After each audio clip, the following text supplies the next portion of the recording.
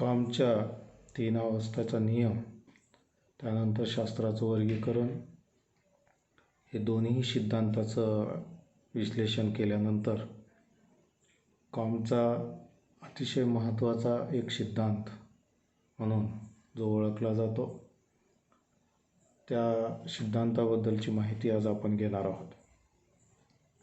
तसं पाहिलं तर कॉमची ही कॉन्सेप्ट्स मांडली जातात, पण कॉमनी ही जी सैद्धांतिक मांडणी केली, ज्याला आपण प्रत्यक्षवाद असं म्हणतो, सेंट सायमनच्या विचाराचा जो बौद्धिक प्रभाव कॉम्टवर पडलेला होता, त्यामधून कॉम्टनी हा प्रत्यक्षवादी सिद्धांत मांडला असं मानलं जातं. म्हणजे काल्पनिक आध्यात्मिक या विचारापासून दूर जाऊन किंवा या विचाराला पूर्ण विराम देऊन कॉम्टनी प्रत्यक्षवादाची संकल्पना समाजशास्त्रात मांडली.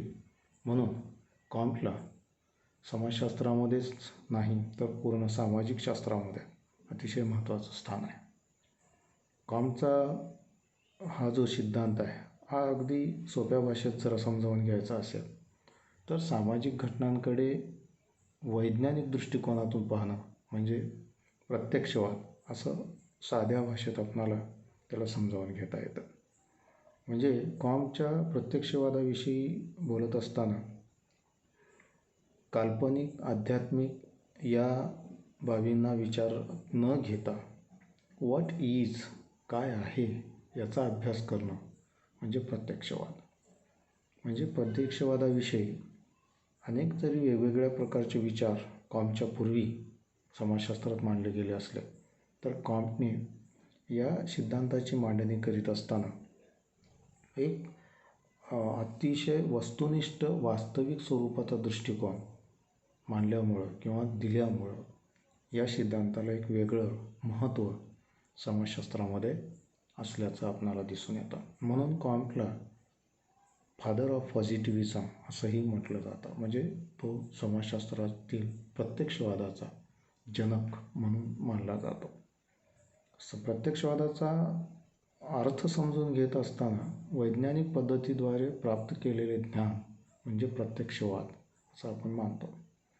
म्हणजे वैज्ञानिक पद्धतीत जेव्हा आपण संशोधनाचा विचार करतो तेव्हा वैज्ञानिक पद्धतीमध्ये निरीक्षण, परीक्षण, वर्गीकरण आणि प्रयोग या 4 पायऱ्यांना, स्टेप्सला फार महत्त्वाचं स्थान असतं. आणि जिथं या 4 पायऱ्याचा वापर केला जातो त्याला आपण वैज्ञानिक पद्धती असं म्हणतो. म्हणजे कॉम्टच्या प्रत्यक्षवादामध्ये किंवा कॉम्टचा प्रत्यक्षवाद हा सरळ अर्थानं जर समजून घेतला तर निरीक्षण, परीक्षण, वर्गीकरण आणि प्रयोग याच्या आधारे घटनांचा अभ्यास करणं म्हणजे प्रत्यक्षवाद. त्याचबरोबर हॅरी बार्नेस नावाच्या विचारवंतांनी सुद्धा कॉम्टच्या प्रत्यक्षवादावर विचार मांडत असताना त्यांनी एक कॉम्टबद्दल टिप्पणी केली. तो म्हणतो की कॉम्टचा प्रत्यक्षवाद एक शास्त्रीय पद्धत आहे आणि यामध्ये निरीक्षण, परीक्षण, प्रयोग आणि तुलना याच्या आधारे घटनांचा शोध घेतला जातो. घटनांचा शोध घेतला जातो याचा अर्थ काय, तर घटनांच्या मुळाशी असलेल्या कारणांचा शोध घेणं. आणि जी मुळाशी असलेली कारणं जेव्हा या 4 पायऱ्यांच्या आधारे आपण शोधत असतो तेव्हा त्याला आपण प्रत्यक्षवाद असं म्हणतो. रॉलिंग चॅम्बलिस नावाचा एक विचारवंत आहे, त्यांनी मात्र कॉम्टच्या प्रत्यक्षवादाची संकल्पना अगदी सोप्या भाषेत मांडण्याचा प्रयत्न केला. कॉम्ट म्हणतो असं की प्रत्यक्षवाद काल्पनिकतेपेक्षा वास्तविकतेशी संबंधित आहे. म्हणजे कॉम्टच्या प्रत्यक्षवादामध्ये कल्पनेला महत्त्वाचं स्थान नाही. व्हॉट इज, रियालिटी, ऑब्जेक्टिव्हिटी, वस्तुनिष्ठता, वास्तविकता या गोष्टीला फार महत्त्वाचं स्थान आहे. तो म्हणजे कॉम्टचा प्रत्यक्षवाद सर्व ज्ञानापेक्षा उपयुक्त ज्ञानाशी संबंधित आहे. म्हणजे जे प्युअर नॉलेज आहे, शुद्ध स्वरूपाचं ज्ञान, या शुद्ध स्वरूपाच्या ज्ञानाशी कॉम्टचा प्रत्यक्षवाद संबंधित नाही. जे ज्ञान उपयोगितावादी आहे, उपयुक्त आहे, म्हणजे ज्याचं युजफुल आहे, जे ज्ञान मानवी समाजाच्या कल्याणासाठी किंवा मानवी समाजाच्या विकासासाठी महत्त्वाचं ठरतं, आवश्यक ठरतं, उपयुक्त स्वरूपाचं ज्ञान हे प्रत्यक्षवादामध्ये येत असतं. त्याचबरोबर कॉम्ट असं म्हणतो की प्रत्यक्षवाद हा सापेक्ष तथ्याशी संबंधित आहे, परिवर्तनशील तथ्याशी संबंधित आहे. आणि कारण सापेक्ष तथ्याचा शोध घेणं हे प्रत्यक्षवादाचं अतिशय महत्त्वपूर्ण काम आहे. म्हणून थोडक्यात जर विचार केला तर प्रत्यक्षवाद विचार करण्याची अशी पद्धत आहे की ज्याला जागतिक स्वरूपात किंवा वैश्विक स्तरावर स्वीकारला जातो. म्हणजे ज्या अभ्यासातून किंवा ज्या पद्धतीच्या आधारे आपण अभ्यास करतो त्यातून जर युनिव्हर्सल स्वरूपाची वैज्ञानिक मांडणी किंवा वैज्ञानिक दृष्टिकोन किंवा सिद्धांत किंवा जनरलायझेशन ज्याला आपण सामान्यीकरण केलेले नियम असं म्हणतो, हे जर बाहेर पडत असतील तर त्याचा समावेश हा प्रत्यक्षवादामध्ये होतो. म्हणून कॉम्टचा प्रत्यक्षवाद जर आपल्याला थोडक्यात समजून घ्यायचा असेल अगदी साध्या भाषेमध्ये, तर निरीक्षण, परीक्षण, प्रयोग आणि यावर आधारित जी वैज्ञानिक पद्धती आहे, या वैज्ञानिक पद्धतीच्या आधारे अनाकलनीय घटनांचं विश्लेषण करणे म्हणजे किंवा त्या घटनांची कारणमीमांसा करणे, याला आपण प्रत्यक्षवाद असं म्हणतो. म्हणजे ज्या घटना समाजामध्ये घडतात त्या घटनांच्या मुळाशी असलेल्या कारणांचा शोध घेण्यासाठी जेव्हा निरीक्षण केलं जातं, त्या निरीक्षणातून मिळालेल्या तथ्यांचं पुन्हा परीक्षण केलं जातं, त्या तथ्यांचं वर्गीकरण केलं जातं, क्लासिफिकेशन केलं जातं, किंवा तथ्यांमध्ये जे काही तथ्य मिळत असतात किंवा जी तथ्ये मिळालेली आहेत त्याचं एक्सपेरिमेंटल अशा स्वरूपाचं ॲनालिसिस केलं जातं. यावर आधारित जी काही पद्धत आहे ती पद्धत प्रत्यक्षवादामध्ये येत असते. त्याचबरोबर प्रत्यक्षवादामध्ये ईश्वरशास्त्रीय आणि आध्यात्मिक कल्पनांचा आपण त्याग करीत असतो, म्हणजे सोडून देत असतो. म्हणजे कॉम्टनी जो प्रत्यक्षवाद मांडला तो प्रत्यक्षवाद हा व्हॉट इज या गोष्टीकडे फार लक्ष देतो किंवा त्याला फार महत्त्वाचं स्थान देत असतो. म्हणजे प्रत्यक्षवाद म्हणजे कॉम्टची वैज्ञानिक पद्धती आहे आणि ज्यात कल्पना, संवेग, भावना किंवा दैववाद, नशीब, योगायोग या गोष्टींना महत्त्वाचं स्थान असत नाही. तर याच्यामध्ये जे सत्य आहे, जे निरीक्षणक्षम आहे त्या गोष्टींना किंवा त्या तथ्यांना महत्त्वाचं स्थान असतं. म्हणून कॉम्ट म्हणतो की आजपर्यंत ईश्वरशास्त्रीय व आध्यात्मिक चिंतनाचा मानव हा गुलाम होता आणि या ईश्वरशास्त्रीय आणि आध्यात्मिक विचाराच्या गुलामीतून मानवाला जर मुक्त व्हायचं असेल तर त्याने या ठिकाणी या वैज्ञानिक चिंतनाकडे वळलं पाहिजे. म्हणजे वैज्ञानिक चिंतनाकडे किंवा वैज्ञानिक दृष्टिकोनाच्या आधारे अभ्यास केला पाहिजे. म्हणून कॉम्ट म्हणतो की आम्ही नेहमीच व्हॉट इजचा विचार करतो, हाऊ याचा विचार आपण करीत नाही, कसे आहे, कसे होईल या गोष्टीकडे आपण लक्ष देत नाही. आणि म्हणून कॉम्टचा प्रत्यक्षवाद हा जगमान्य पद्धती बनला.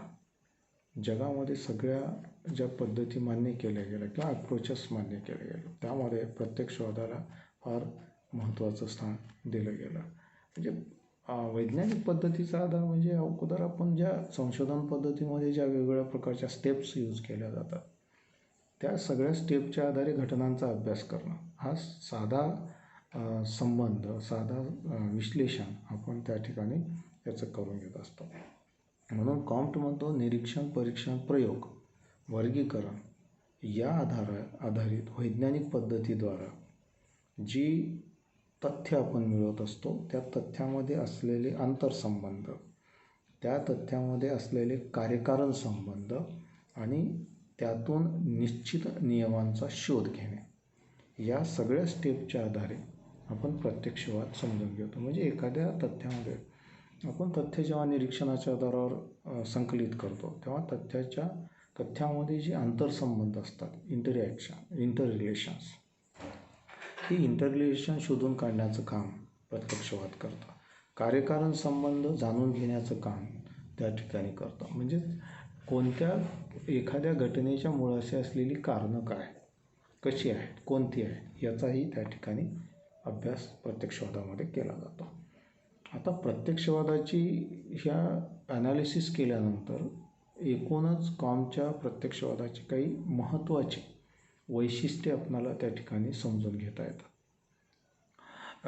यामध्ये जर आपण लक्षात घेतलं तर कॉमच्या प्रत्यक्षवादाचं पहिलं वैशिष्ट्य म्हणजे निश्चित सामाजिक नियम.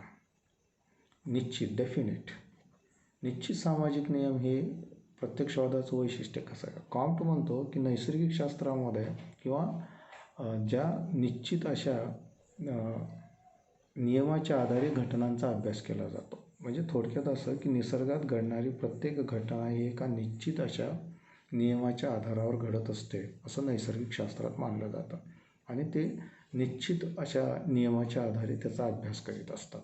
त्याच्यासाठी वैज्ञानिक पद्धतीचा. तसं कॉम्ट म्हणतो की सामाजिक शास्त्रामध्ये किंवा मानवी समाजामध्ये सुद्धा निश्चित असे सामाजिक नियम आहेत आणि ते निश्चित असे सामाजिक नियम समजून घेणं म्हणजेच एका निश्चित सामाजिक नियमाद्वारेच घटना ह्या संचालित होत असतात किंवा प्रेरित होत असतात किंवा घडून येत असतात. त्या नियमांचा शोध घेणं हे त्या ठिकाणी प्रत्यक्षवादाचं एक वैशिष्ट्य मानलं जातं. त्याच्यानंतर यथार्थ ज्ञान. यथार्थ याचा अर्थ जसं आहे तसं, जे आहे ते.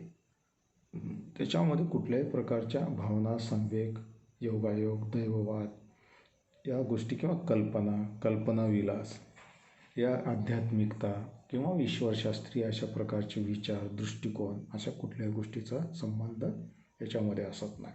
यथार्थ म्हणजे अगदी जसं आहे तसं ज्ञान प्राप्त करणं, याला आपण त्या ठिकाणी मानत असतो. हे यथार्थ ज्ञान हे दुसरं वैशिष्ट्य प्रत्यक्षवादाचं कॉम्टने सांगितलं. त्यानंतरचं तिसरं वैशिष्ट्य आहे, कॉम्ट म्हणतो की प्रत्यक्ष घटनांशी संबंधित असतं. म्हणजे याचा अर्थ उलट जर आपण केला तर प्रत्यक्षवाद हा अप्रत्यक्ष घटनाशी संबंधित नाही, तो प्रत्यक्ष घटनाशी संबंधित आहे. म्हणजेच वास्तविकतेशी संबंधित आहे. कल्पना किंवा आध्यात्मिकता या गोष्टीशी संबंधित आहे, गूढ या गोष्टीशी सुद्धा संबंधित नाही. म्हणजे ज्या घटनांचे आपण निरीक्षण करू शकत नाही अशा घटनांचा अभ्यास प्रत्यक्षवादात केला जात नाही. म्हणजे ज्या घटना अप्रत्यक्ष आहेत, अवास्तविक आहेत, अशा घटनांच्या बाबतीमध्ये आपण अभ्यास करीत नाही. जसं काय, ईश्वर आहे ही घटना कशी आहे की ती घटना अवास्तविक आहे.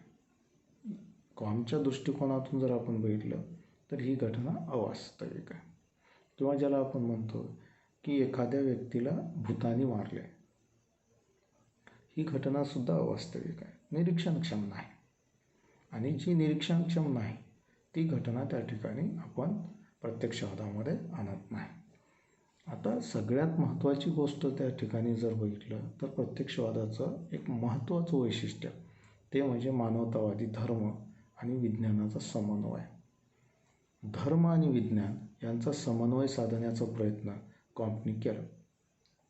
म्हणजेच ते मानवतावादी धर्माच्या आदर्शावर आधारित हा विज्ञानवादी विचार कॉम्टने मांडलेला आपणाला दिसून येतो. म्हणजे धर्म आणि मानवतावादी धर्म आणि विज्ञान यांचा समन्वय साधला. तो म्हणतो की प्रत्यक्षवादामुळे ज्ञानाची प्राप्ती होत असते, ती वस्तुनिष्ठ ज्ञानाची किंवा वास्तविक ज्ञानाची. कॉम्ट असं म्हणतो की ज्ञानामुळं म्हणजे वास्तविक ज्ञानामुळं बौद्धिक व नैतिक अशा दोन्हीही पातळीवर मतैक्य निर्माण होते. बौद्धिक आणि नैतिक स्वरूपाचं एकात्म किंवा ज्याला एकमत या ठिकाणी निर्माण होत असतं. आणि म्हणूनच या मतैक्यामुळं किंवा एकमत झाल्यामुळं मानवी कल्याण साधत असतं किंवा मानवी कल्याण घडून येतं. या दृष्टीने कॉम्ट असं म्हणतो की प्रत्यक्षवाद हा त्या ठिकाणी कसं आहे, मानवतेचा धर्म ठरत असतो. कारण का ज्याच्यामुळं बौद्धिक स्वरूपाची वृद्धी होते, बौद्धिक वाढ होते, त्याचबरोबर नैतिक वाढ होते. आणि त्या दोन्हीमध्ये मतऐक्य निर्माण होत असतं. आता याला फार मोठ्या प्रमाणामध्ये समजून घेता येतं, पण कॉम्टने या ठिकाणी प्रत्यक्षवादाचं एक वैशिष्ट्य म्हणून समजून घेत असताना नैतिक विकास आणि त्याचबरोबर बौद्धिक विकास या दोन्ही गोष्टी त्या ठिकाणी, हे जर आपण समजून अजून थोडंसं जास्तमध्ये जात असेल तर एमिल दुर्खेमचा जो दृष्टिकोन आहे त्याकडे जावं लागतं. डिव्हिजन ऑफ लेबर नावाची जी कॉन्सेप्ट मांडली तिथे मात्र आपलं दुर्खेमने फार व्यवस्थित या गोष्टीला समजावून सांगितलेलं, कारण कॉम्टचा प्रभाव दुर्खेमवर सुद्धा पडलेला आपल्याला दिसून येतो. त्यानंतर सामाजिक पुनर्निर्माणाचं साधन म्हणून कॉम्टने प्रत्यक्षवादाचं एक वैशिष्ट्य सांगितलं.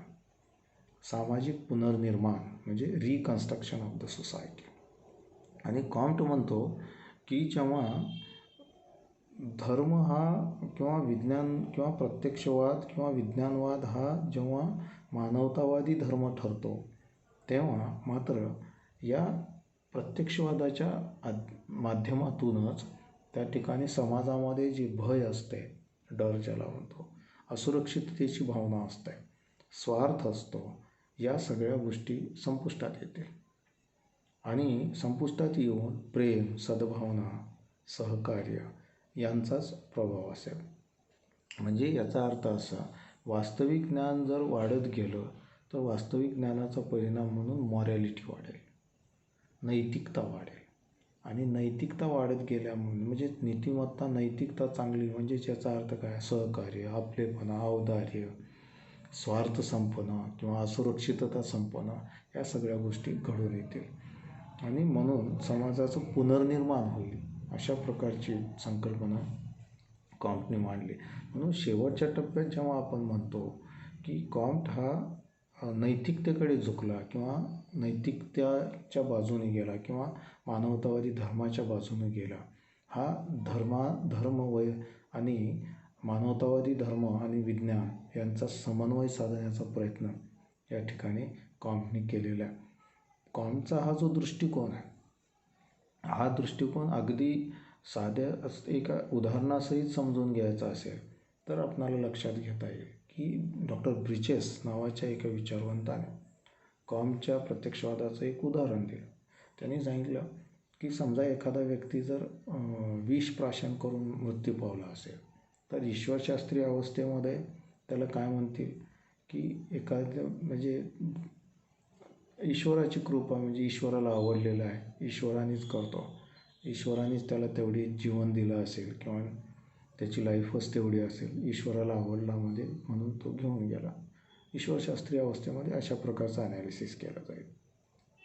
त्यानंतर अध्यात्मवादी याच्यामध्ये असं म्हटलं जाईल किंवा मिलन आणि वियोग म्हणजे भेट आणि दूर जाणं हे सृष्टीचा नियम आहे आणि त्याच्यामध्ये होत असतं. म्हणून मिलन झालं आणि वियोग झाला म्हणून ते गेला, असं त्याचं ॲनालिसिस. पण प्रत्यक्षवादामध्ये त्या ठिकाणी असं केलं जाईल की तो कोणत्या औषधामुळे गेला, त्यांनी औषध किती प्रमाणात घेतलं होतं, त्या औषधामध्ये कुठल्या प्रकारचे कंटेंट्स होत्या, त्याच्या बॉडीवर त्याचे काय परिणाम झाले, या सगळ्या गोष्टीचा ॲनालिसिस करून वास्तविक स्वरूप मांडण्याचा प्रयत्न केला. म्हणजे थोडक्यात असं आहे की घटनांच्या मुळाशी असलेल्या कारणांचा शोध, निरीक्षण, परीक्षण, वर्गीकरण आणि प्रयोग याच्या आधारे घेणं हे त्या ठिकाणी फार महत्त्वाचं आहे. कॉम्टच्या या सिद्धांतावर जर आपण बघितलं तर दोन अतिशय महत्त्वाच्या कॉमेंट्स आपण त्या ठिकाणी पाहणार आहोत. एक कॉमेंट असे आहे की the father of the positivism was the least positive of man, असं एक त्या ठिकाणी केलं. म्हणजे आणखी एक वेळेस, the father of the positivism was the least positive of man, म्हणजे प्रत्यक्षवादाचा जन्मदाताच हा सर्वात कमी प्रत्यक्षवादी होता. म्हणजे कॉम्टने जी विज्ञान आणि धर्म, मानवतावादी धर्म याचा जो समन्वय साधला त्याच्यावर हे कॉमेंट त्या ठिकाणी केलेली आपणाला दिसून येते. तर दुसरी एक कॉमेंट आपणाला एक लक्षात घेता येते की कॉम्ट हा तीक्ष्ण बुद्धिमत्ता असणारा वैज्ञानिक होता, पण सामान्य प्रतिमा असणारा मात्र तो काय होता, अध्यात्मवादी होता. म्हणजे या सगळ्या गोष्टीचा जर आपण विचार केला तर कॉम्ट हा 1845 नंतर ॲक्च्युअल पाहिलं म्हणजेच 1851च्या म्हणजे the course of positive polity नावाचा जो ग्रंथ लिहिला त्या काळामध्ये कॉम्ट हा कसा झाला, अगदी मानवतावादी झालेला आपल्याला दिसून येतो. म्हणून अनेक लोकांनी टीका केल्या. पण समाजशास्त्राला जी अतिशय महत्त्वाची देणगी कॉम्टने दिली, जी प्रत्यक्षवादाची किंवा एखाद्या घटनेचा अभ्यास व्हॉट इज यातूनच केला पाहिजे. आणि म्हणून खऱ्या अर्थानं समाजशास्त्राला नैसर्गिक शास्त्रामध्ये स्थान मिळायला सुरुवात झाली. नैसर्गिक शास्त्राप्रमाणे समाजशास्त्राला सुद्धा शास्त्र म्हटलं गेलं. हे केवळ कॉम्टच्या या योगदानामुळं. म्हणून वैज्ञानिक दृष्टिकोनाच्या आधारे सामाजिक घटनांचा अभ्यास करण्यासाठी दिशानिर्देश करणारा समाजशास्त्रज्ञ म्हणून कॉम्टकडे जातं. म्हणून कॉम्टला प्रत्यक्षवादाचा जनक तर म्हटलं जातंच, पण कॉम्टला समाजशास्त्राचा जनक सुद्धा या ठिकाणी म्हटलं